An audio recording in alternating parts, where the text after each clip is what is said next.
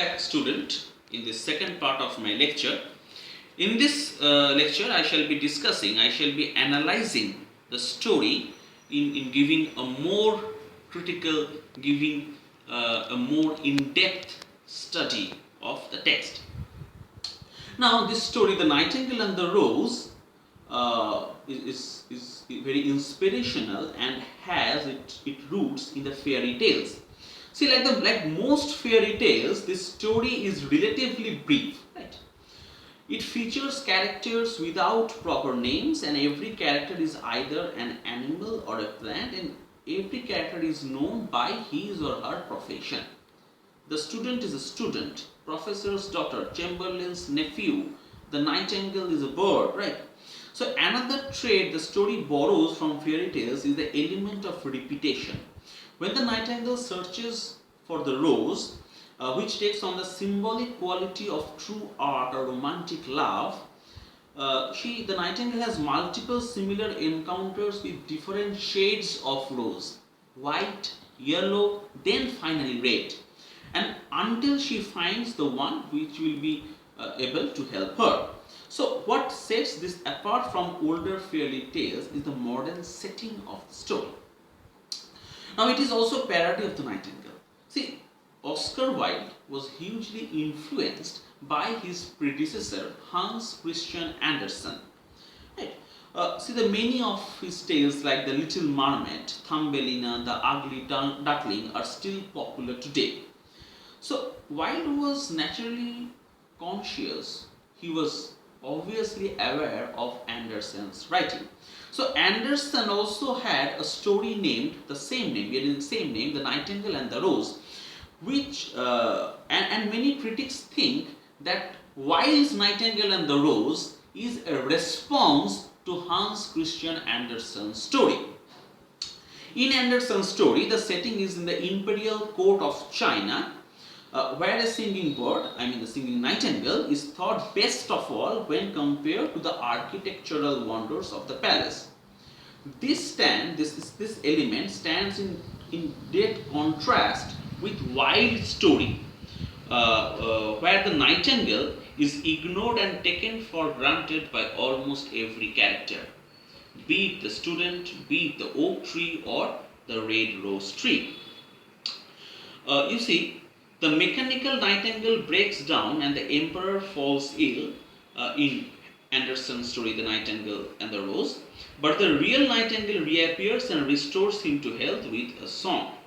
It then becomes a valuable advisor to the emperor. This is another strong contrast to Wilde's nightingale, right? So, whereas in Andersen's story, the nightingale was an object of restoration, a source of restoration, a source of nourishing life. In Oscar Wilde's story, the nightingale's sacrifice is unrewarded and left to be acknowledged. The root of the differences between these two tales is the author's the respective attitudes. Whereas Andersen was a sentimentalist, Oscar Wilde was a more cynical author, was a more cynical, stoical person. But there is a similarity. See, both stories examine the fickleness of human nature. The court in Andersen's story is quickly to turn against the nightingale, just as the student and the professor's daughter turned against the nightingale in Oscar Wilde's story. In Andersen's story, the ending has a happy note, right, which validates the bird's struggle. In Oscar Wilde's story, The Nightingale, you see the emperor crying. The Andersen story, The Nightingale, the emperor is seen crying. The bird declares that tears are the best reward for an artist. In stark contrast, the nightingale in Wilde's story is happy to die unappreciated because the bird views art as an end in itself. So this is a comparative study of Hans Christian Andersen's story and Oscar Wilde's story. Incidentally, both of these stories bear the same title. Now, the third important point regarding the story would be the aspect of dramatic irony and situational irony. You see, in dramatic irony, the audience knows something that the characters do not, as we have seen in Sophocles' Oedipus Rex. But in situational irony, something happens that is contrary to what is expected to happen. So, by and large, Oscar Wilde's story, The Nightingale and the Rose, is more of situational irony than dramatic irony also. But there are certain traits of dramatic irony also. You see, in this story, the student is an ironic figure because he criticizes the Nightingale for what he perceives as her shallowness. He claims she had never sacrificed herself for anything. Totally unaware, she is about to make the ultimate sacrifice to aid his courtship for the professor's daughter. So this is an example of Wilde employing the dramatic irony because the student is completely unaware of what the Nightingale is going to do, right? And of course, the student is also unaware of the professor's daughter's real motive, that she can be easily sort of fascinated, she can be easily attracted towards money, right, towards the jewel, rather than her feeling is not intensified by giving a red rose which had already cost a bird's life. Right? So, the daughter, the girl, values material things, right, rather than emotional, real emotional tenderness. Right? So, early in the story, she proclaimed that love is worth more than gold and can't be purchased. However, in the end, we see that professor's daughter cares for more about the value of jewelry she receives from the chamberlain's nephew than about the red rose, which essentially symbolizes the student's pure affection for her. So this is another instance of what we call as situational irony. You see, a fine example of irony comes at the end when this daughter rejects the student. The student calls the professor's daughter as ungrateful, right, and throws away the rose in the street, proving himself the ultimate ingrateful. This is yet another example of dramatic irony because the student has no idea that he is actually squandering, he is actually exploiting a very precious sacrifice. The fourth important point would be this aspect of shallowness and naivety. You see that the principal characters of the story, be it the student or the professor's daughter or the Nightingale, all of them are shallow or naive or both to some extent. Nightingale is very literally not shallow. She experiences powerful, passionate emotions and is willing to sacrifice her life in the name of love. However, from another viewpoint, she is the most naive because her naivety manifests in believing she values love, everyone else does as well.